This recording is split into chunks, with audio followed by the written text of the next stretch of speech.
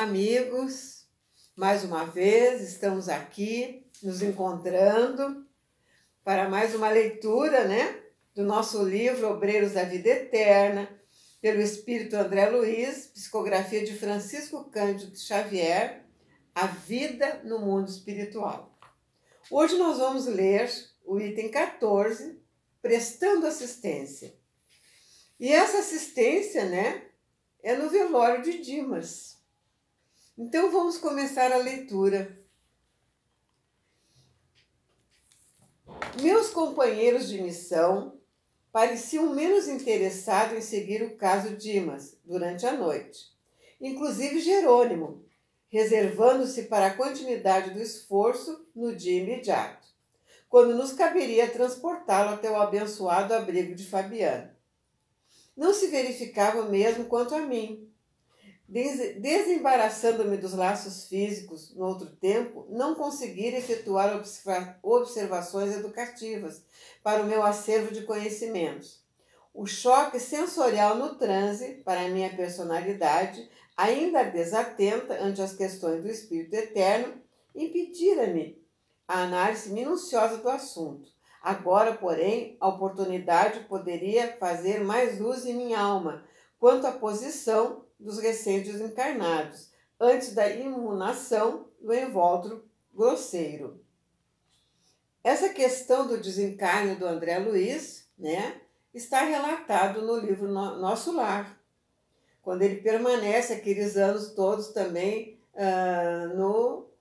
numa zona, umbralina, para depois ser recolhido exatamente para o nosso lar, Vamos continuar. Expondo ao assistente o meu propósito de aprender, recebi dele a mais ampla permissão. Poderia visitar a residência de Dimas à vontade, lá permanecendo durante as horas que desejasse. A aquiescência de Jerônimo enchia-me de prazer, não só pela ocasião de enriquecer-me na esfera prática, mas também porque o fato em si era bastante expressivo. Pela primeira vez, um companheiro de trabalho com autoridade suficiente concordava com o meu desejo de um milino operário. O consentimento, portanto, representava a preciosa conquista. Constituía a liberdade instrutiva, com a responsabilidade de minha consciência e a confiança dos meus superiores hierárquicos. Deixando a casa transitória em plena noite, vi-me em breve no ambiente doméstico, onde o amigo se desfizera dos elos da matéria mais espessa. Entrei. A casa enchia-se de amigos e simpatizantes, encarnados e desencarnados. Não se articulavam qualquer serviço de defesa. Notei que havia trânsito livre pelos grupos de variadas procedências.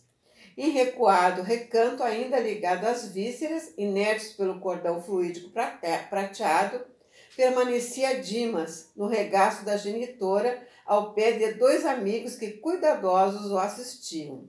A nobre matrona reconheceu-me comovida, apresentando-me aos companheiros presentes.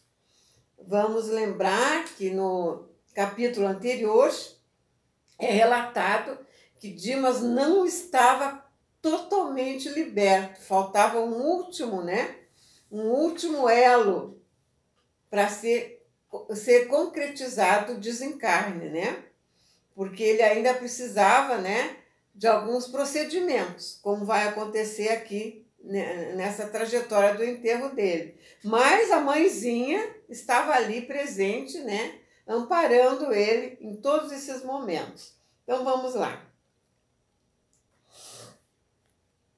Um deles, Fabriciano, acolheu-me prestativo, interessando-se pelos informes atinentes ao desenlace.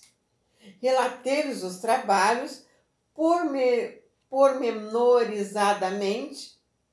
Em seguida, o interlocutor passou a explicar-me. Sempre tive por Dimas sincera admiração, pelo proveitoso concurso que soube oferecer-nos. Íntegro, a Comissão Espiritual de Serviço que vem atendendo aos necessitados, por intermédio dele, nos últimos 6 anos. Foi sempre assíduo nas obrigações, bom companheiro, leal irmão. Surpreso com as referências, enganei. Indaguei. Há, desse modo, comissões de colaboração permanente para os médiuns em geral? Não me reporto à generalidade, redarquiu o interlocutor, porque a mediunidade é título de serviço como qualquer outro. E há pessoas que pugnam pela obtenção dos títulos, mas desestimam as obrigações que lhes correspondem. Gostariam, por certo, do intercâmbio com o nosso plano, mas não cogitam de finalidades e responsabilidades. Em vista disso, não se estabelece conjuntos de cooperação para médiuns em geral, mas para apenas aqueles que estejam dispostos ao trabalho ativo. Há muitos aprendizes que não ultrapassam a fronteira da tentativa, da observação. Desejariam o caminho bem aplainado, exigindo a convivência exclusiva dos espíritos genuinamente bondosos. Experimentam a luta construtiva através de sondagens superficiais e, a primeira dificuldade, abandonam compromissos assumidos. A aquisição da fortaleza moral não prescinde das provas arriscadas e angustiosas. Entretanto, em face das exigências naturais do aprendizado, dizem-se feridos na dignidade pessoal. Não suportam a aproximação de infelizes encarnados ou desencarnados, estacionando a menor picada de dor. Para semelhantes experimentadores, seria extremamente difícil a formação de equipes eficientes, representativas de nosso plano. Não se sabe quando estão dispostos a servir. Se recebe faculdades intuitivas, pede a incorporação. Se contam com a vidência, querem a possibilidade de exteriorizar fluidos vitais para fenômenos de materialização. É aquele médium que nunca está satisfeito, né? Achando que ele tem capacidade para outras coisas e quer experimentando outras coisas, né? Mas a gente sabe que para cada um tem um talento, tem um dom, né? Então, cada um vem com o seu dom e com a qualidade que pode alcançar, né? E também servir para aquele instrumento, né? Daquele tipo de mediunidade. Então, vejam só. E a capacidade que precisam, né? De conhecimento da mediunidade, conhecimento do maior código, que é o livro dos médiuns, né? E conhecimento de si próprio, que é uma coisa que garante muito um trabalho, né? Fortificado, um trabalho saudável, né? Vamos continuar para ver, né? Mais um pouquinho desse estudo. Escutei as observações sensatas do novo amigo e, registrando-lhe a nobreza d'alma, passei a considerações íntimas em torno da tarefa que nos levara até ali. Por que se formar a expedição destinada a socorro de servidor que dispunha de amigos de tamanha competência moral? Fabriciano demonstrava conhecimentos elevados e condição superior. Obsequioso amigo, porém, evidenciando extrema cuidado perceptiva, antes que fizesse qualquer pergunta inoportuna, acrescentou: não obstante nossa amizade ao médium, não foi possível acompanhar-lhe o trânsito. Temos delegação de trabalho, mas no assunto entrou em jogo a autoridade de superiores nossos que resolveram proporcionar-lhe repouso, o que não nos será possível prodigalizar-lhe o caso viesse diretamente para a nossa companhia. É um dos motivos para que ele ainda se mantém dormindo ali perto, né? Naquela condição assim de não estar totalmente desligado, né? Ele está, vamos dizer assim, morto, mas não está totalmente desencarnado. A palestra conduzia-se a interessantes ângulos de problema da morte. Seduzido pelas considerações, interroguei sobre o que já sabia, mais ou menos, a fim de poder penetrar particularidades mais significantes. Nem todas as desencarnações de pessoas dignas contam com o amparo de grupos socorristas? Nem todas, confirmou o interlocutor e acentuou. Todos os fenômenos de decesso contam com o amparo da caridade afeta as organizações de assistência indiscriminada. No entanto, a missão especialista não pode ser concedida a quem não se distinguiu no esforço perseverante do bem. Meus amados, para a gente merecer, até um desencarne mais tranquilo, nós temos que trabalhar muito em nós mesmos, aqui está começando a ficar bem claro, essa questão. Vai depender do nosso bom viver, essa questão do bom morrer, meus queridos? De bom desencarnar, vamos dizer assim, Porque muitos morrem, mas não desencarnam. Tem essa questão, Todavia, objetei curioso, tangendo a corda que mais me interessava no assunto. Não há casos de criaturas essencialmente bondosas que se libertam dos casos físicos, mais ou menos entrosados em comissões de serviço espiritual de natureza superior, sem que haja missões salvacionistas previamente designadas para socorrê-las? Após breve pausa, acrescentei para fazer-me mais claro. Vamos que Dismas estivesse em ligação recente com a sua comissão de trabalho e desencarnasse sem o cuidado de um grupo socorrista. Seria deixado à mercê das circunstâncias? Riu-se o Fabriciano com franqueza e retrucou. Isso poderia acontecer. Temos precedentes. De maneira geral, ocorrem semelhantes casos com os trabalhadores aflitos por conseguir de qualquer modo a desencarnação, alegando necessidade de repouso. Muitas vezes, no fundo, são criaturas bondosas, mas menos lógicas e pouco inteligentes. Na semana finda, por exemplo, observamos um caso dessa natureza.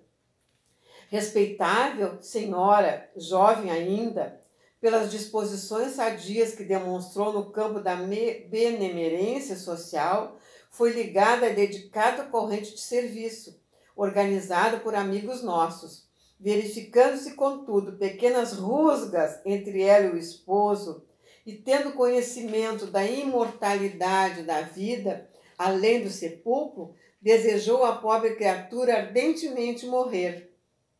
Tolas leviandades do marido bastaram para que maldissesse o mundo e a humanidade.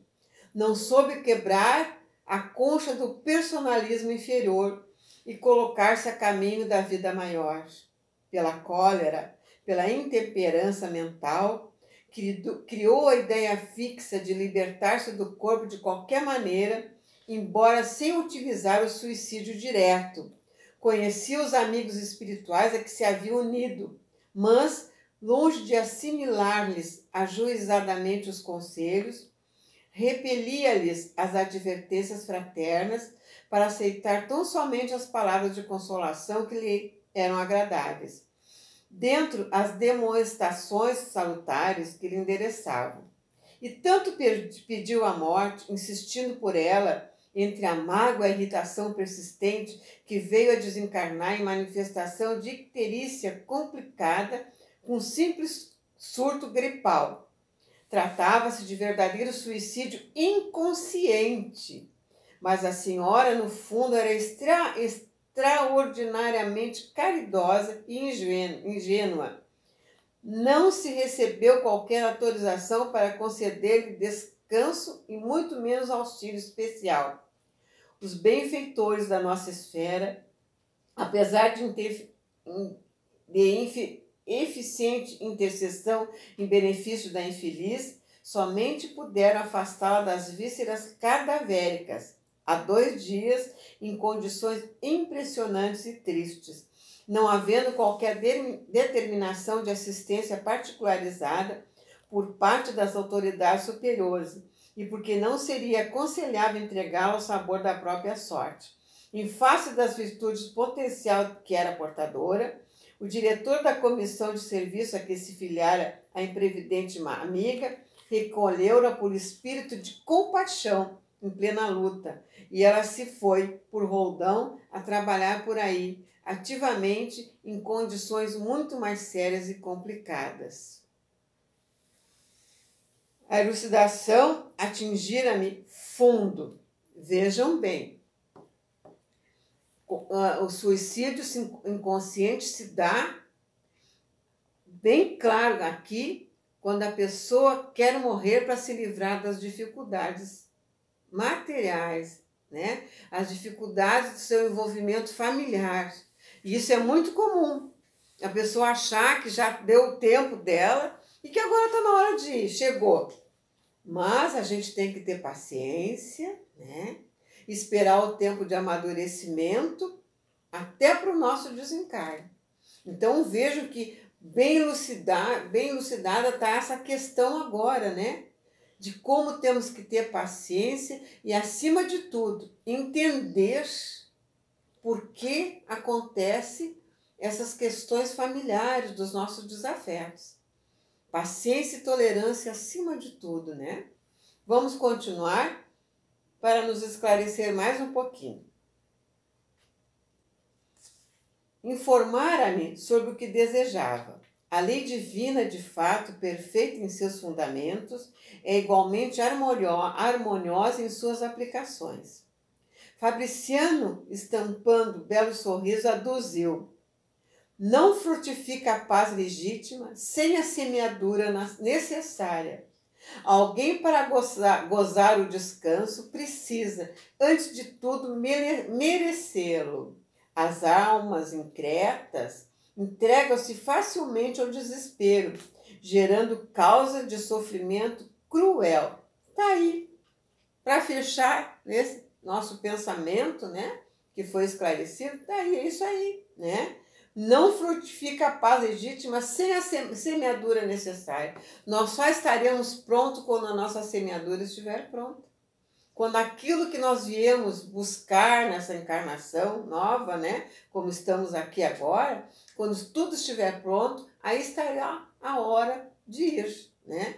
Mas quando estiver tudo organizado para que a gente possa se desprender corretamente e voltar para a espiritualidade. Bem esclarecido, né? Vamos lá.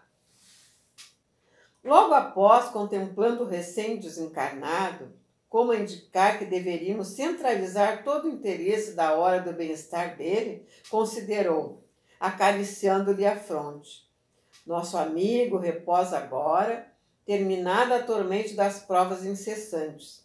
Está enfraquecido, pobrezinho. A sensibilidade posta a serviço da obrigação bem cumprida castigou-lhe a alma até o fim. Todavia, plantou a fé, a serenidade, o otimismo e alegrias em milhares de corações, estabelecendo sólidas causas de felicidade futura. Por enquanto, permanecerá na posição de ave frágil, incapaz de voar longe do ninho. Felizmente, aventou a genitora satisfeita, né, a mãezinha dele. Vem melhorando de modo visível. Os resíduos que o ligam ao cadáver estão quase extintos.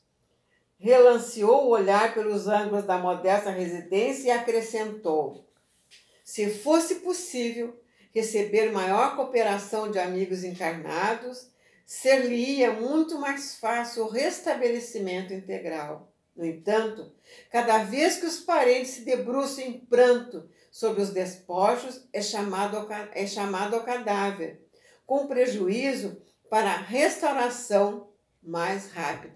Olha aquela questão, né, do desespero, muitas vezes, das pessoas em cima daquela pessoa que desencarnou. Como atrapalha, né, as nossas investidas sofridas, né? E nós que temos já essa condição de conhecer toda essa doutrina de amor, como é que é o nosso processo todo, cada vez que nos vislumbrarmos com uma situação dessa, temos que ter muita coragem, muita fé. Vamos continuar, né? Lamentavelmente, porém, tornou Fabriciano, nossos irmãos encarnados não possuem a chave de reais conhecimentos para organizar a ação adequada a essa hora. Vejam bem, né? Em vista disso, revidou a genitora, conformada, insisto para que Dimas durma, embora o sono, que poderia ser calmo e doce, esteja povoado de pesadelos. Diante da surpresa que me absorvia, o companheiro apressou-se a esclarecer-me. As imagens contidas nas evocações das palestras incidem sobre a mente do desencarnado, mantido em repouso depois de rápido mergulho na contemplação dos fatos alusivos à existência finda. Não somente as imagens, por vezes nossos amigos presentes, fecundos nas conversações sem proveito, exumem com tamanho calor a lembrança de certos fatos que trazem até aqui alguns dos protagonistas já desencarnados.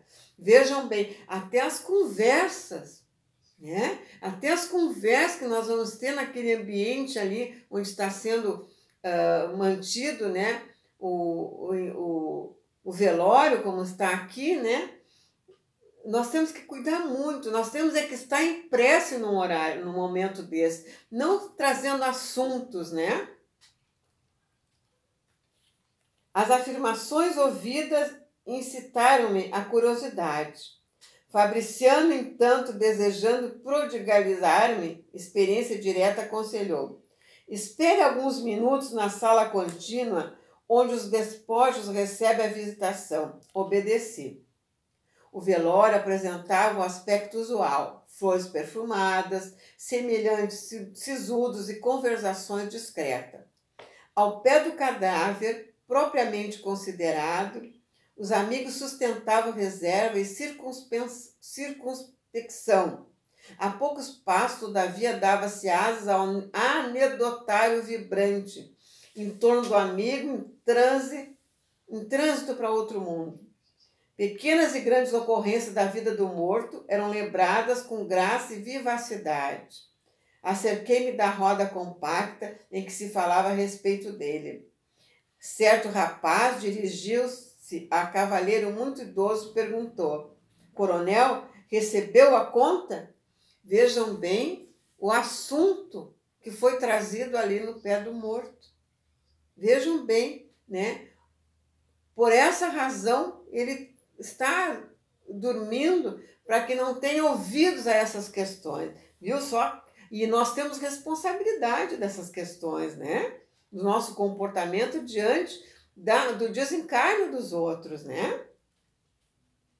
Por enquanto não, respondeu o velhote interpelado, preparando fumo de rolo para cigarro à moda antiga. Mas não me preocupo pela demora. Dimas foi sempre bom camarada e os filhos não olvidarão o compromisso paterno. Questão de tempo. Interessado em ressaltar as qualidades distintas do falecido e revelando suas boas disposições do historiador municipal, prosseguiu. Dimas era um homem interessante e excepcional. Sempre lhe invejei a serenidade em matéria de prudência. Raras pessoas conheci semelhantes a ele.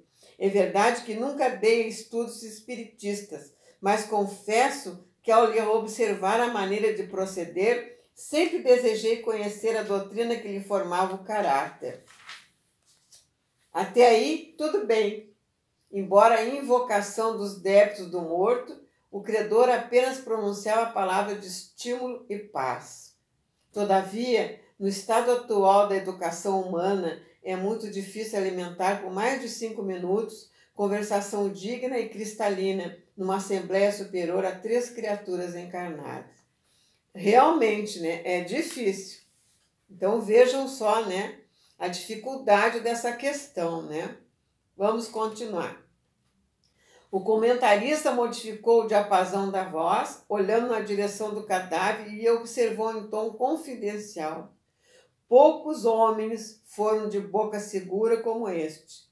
Conheci Dimas faz muitos anos e estou certo que foi testemunha ocular de pavoroso crime que nunca desvendou para os juízes da terra. Olha só o assunto que eles estão trazendo em pleno velório.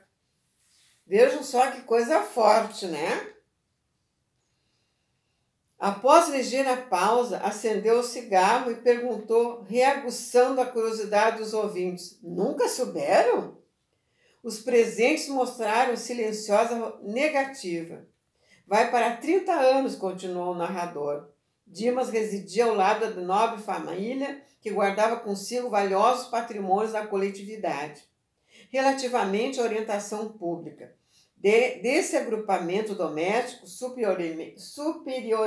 superiormente conceituado na apreciação geral, emanavam ordens e benefícios de mais elevada expressão para o bem-estar de todos.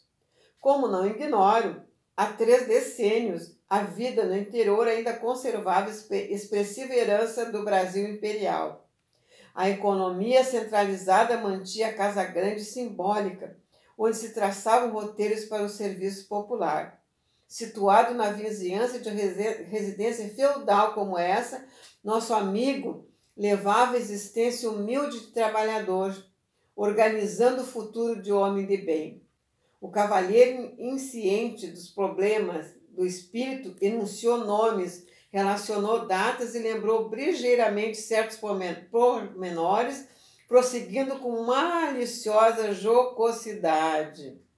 Certa noite, pela madrugada, conhecido chefe político saía do palacete residencial pelos fundos, acompanhado de uma senhora que aparentava excessiva despreocupação consigo mesma.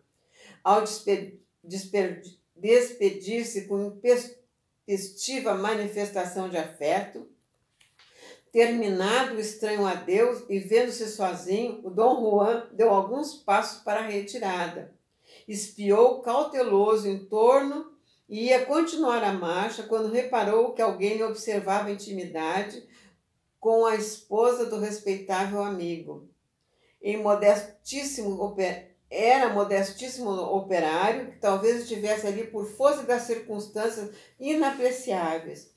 O político alcançou-o num salto, homem de compleição robusta e paixões violentas, aproximou-se do espectador inesperado e interpelou-o brutamente, ao que o mísero respondeu humilde: doutor, não estou espreitando, juro-lhe, pois morrerá de qualquer modo, adiantou o atlético agressor, em voz sumida de cólera.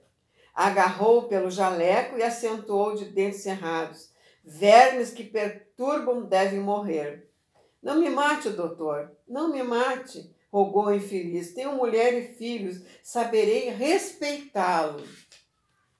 Não valeu a vítima dobrar-se de joelhos na súplica, porque o homem terrível, cego de fúria, tomou a arma e desfechou-lhe certeiro tiro no coração, afastando-se prícipe. Vejam bem o contexto da história, né? Se havia necessidade de ambos estarem fazendo esse comentário danado ali no enterro do coitado do Dimas, né? Então vejam só, mas vamos ver o desfecho da coisa. Dimas, tendo observado os fatos a curta distância, gritou, fazendo-se ouvir pelo assassino, que o reconheceu pelas exclamações. Em seguida, correu no sentido de amparar o ferido, que, entretanto, nem chegou a gemer. Tendo se aproximado do assassinado, quando outras pessoas em roupas brancas acorriam igualmente à pressa para verificar o ocorrido, manteve-se o cavaleiro de qualquer atitude suspeitosa. No entanto, chamado a esclarecimentos pelas autoridades, ele que tudo sabia, nada revelou.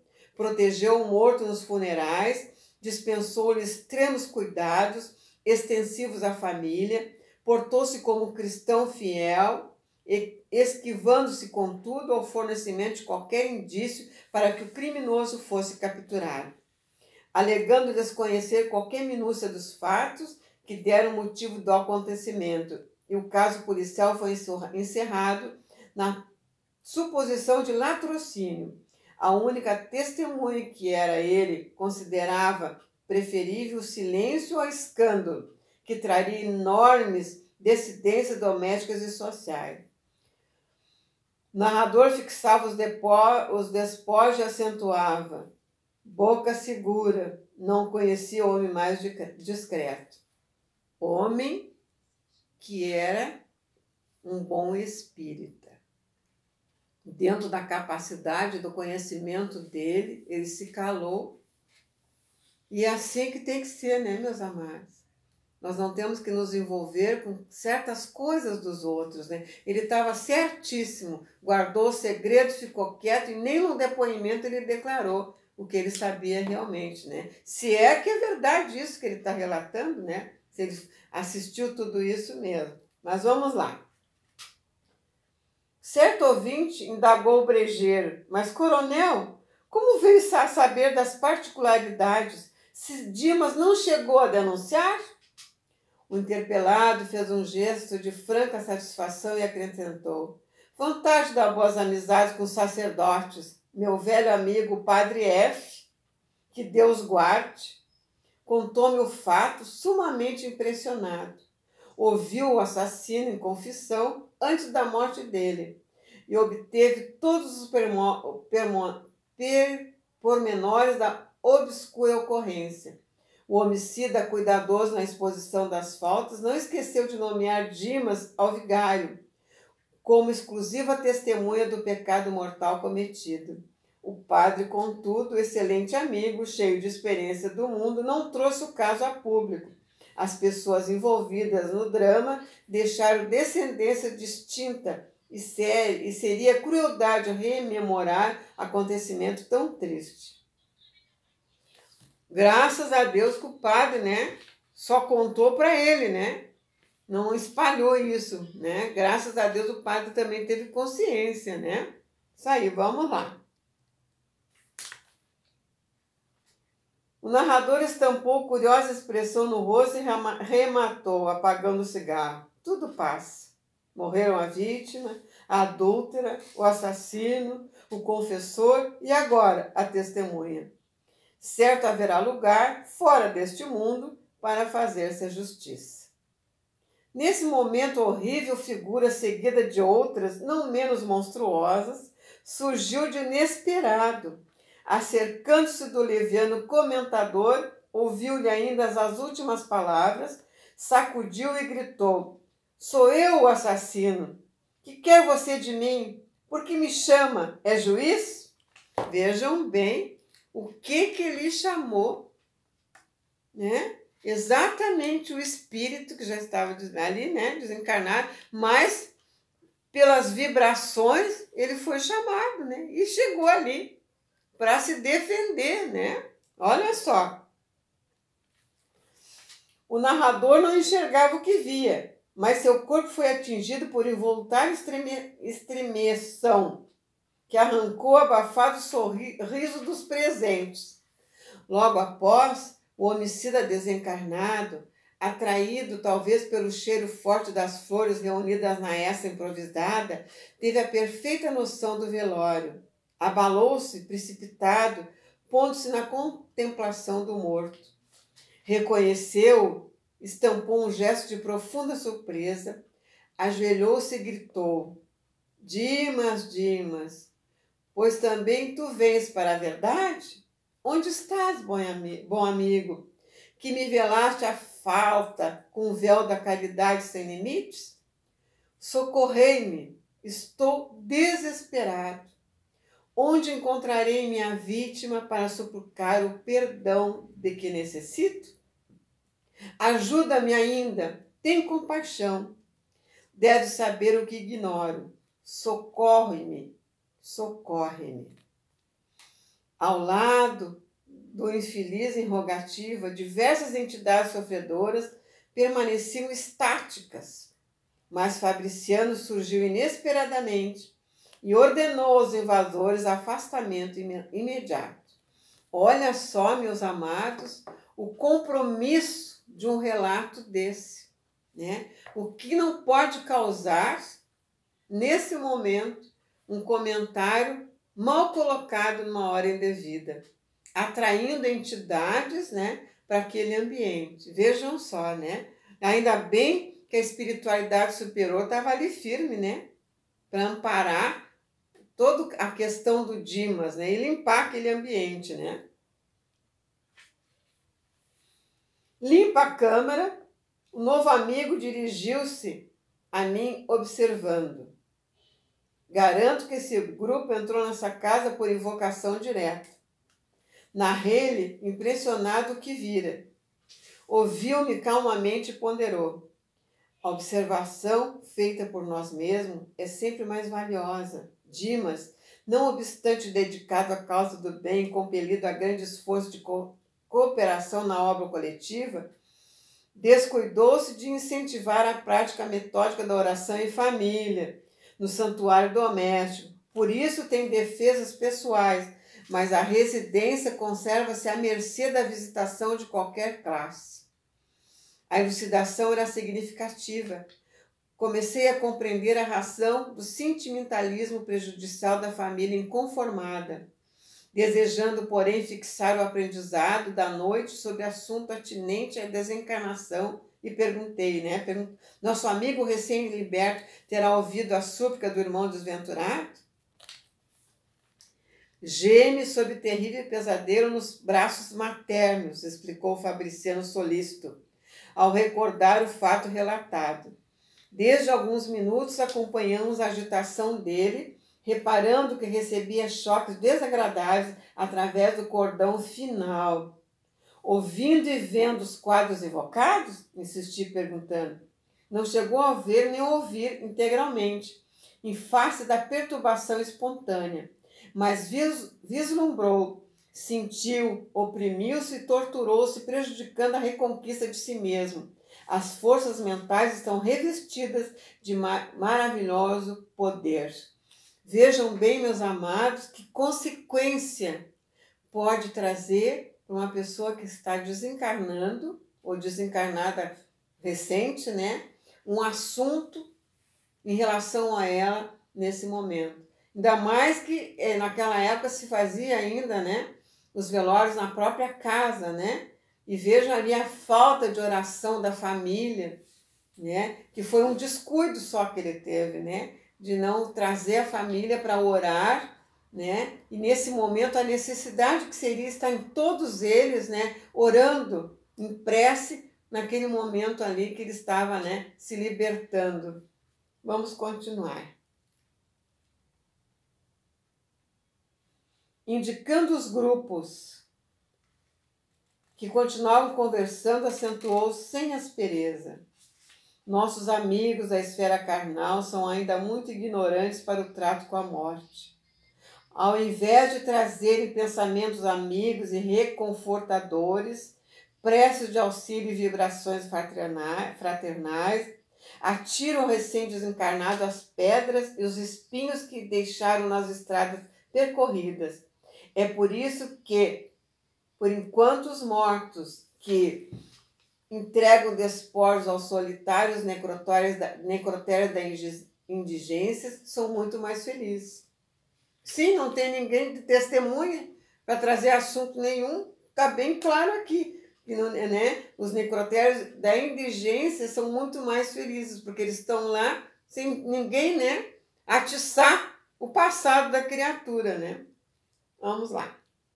Ainda não havia terminado de todo as considerações quando a esposa de Dimas, num acesso de pranto, levantou-se do leito em que repousava e adiantou-se para o cadáver, repetindo-lhe o nome comovedoramente. Dimas, Dimas, como ficarei? Estaremos separados então para sempre? Como Fabriciano se dirigisse apressado para o quarto humilde em que permaneceu desencarnado, acompanhei-o. A genitora do médium fazia esforço para contê-lo, mas debalde.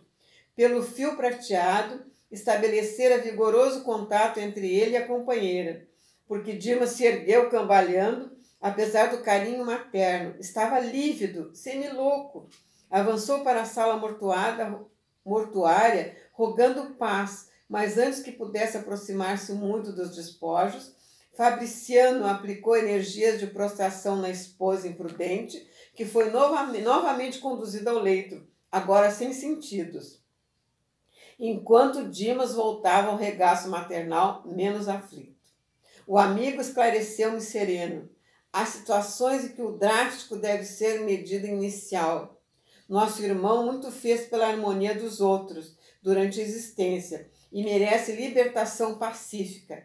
Sinto-me, pois, no dever de garanti-lo para que se desembarace dos últimos resíduos que ainda o inclinam à matéria densa. Outros amigos e afeiçoados do médium chegaram ao ambiente doméstico, interessados em ajudá-lo, e como a noite já ia muito alta, despedi-me dos companheiros, pondo-me de regresso ao corredor asilo de Fabiano. No outro dia, ao me avistar, disse-me o assistente Jerônimo, após a saudação inicial: espero, André, que o velório lhe tenha trazido úteis e instrutivos ensinamentos. Sim, o estimado assistente falava com muita propriedade e razão. Eu aprendera muito durante a noite. Aprendera que as câmaras mortuárias não devem ser pontos de referência à vida social, mas recintos consagrados à oração e ao silêncio. Exatamente. Olha que ensinamento nos trouxe esse capítulo, né? Elucidando, né, como nós devemos nos comportar no velório. E assim encerramos, né, meus queridos, o 14º capítulo. Agradeço a paciência de terem ouvido, né? Continuem sempre assistindo, né, todos os vídeos do nosso canal do Grupo Espírita Francisco Xavier. Aquele que ainda não se inscreveu, faça a sua inscrição, né? Divulguem o nosso canal e sempre dando um like para nós, né, meus amados? E assim ficamos com Jesus, nesse lindo esclarecimento que nós vamos levar no coração. É uma maneira de reflexão, né? E até a próxima. Um beijo no coração. Que Jesus nos abençoe hoje e sempre. Que assim seja.